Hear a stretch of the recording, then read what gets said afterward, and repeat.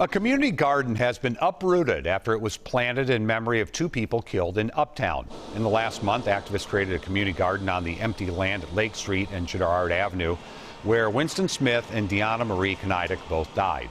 WCCO's Marielle Mohs explains why the property owner removed the peace garden.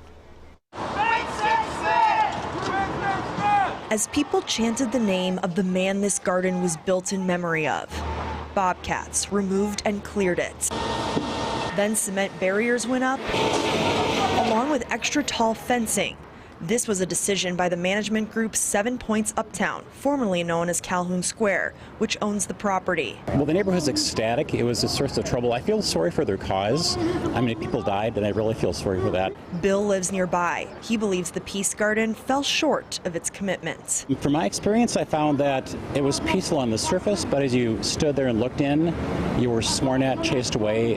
Under the surface, it was a rather violent crowd. And I'm sort of glad they're gone.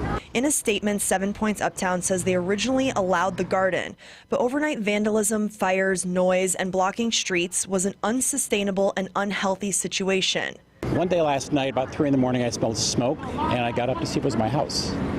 Then it was a dumpster behind Stella's, but I had to get up to make sure it wasn't me. Activists created the garden in memory of Winston Smith, who was shot and killed by a federal task force last month, and Deanna Marie Knidick, a protester hit and killed by a suspected drunk driver, as they watched what they built get destroyed Wednesday morning. A small group clashed with Minneapolis police, prompting a driver to pull over and intervene. Calm down. Get yourself out the street. I'm worried about it, and that it will drive a confrontation with the people who are, holding the space there. These confrontations are what worry Jamie Listman, the manager of John Fluvog's shoe store in Uptown.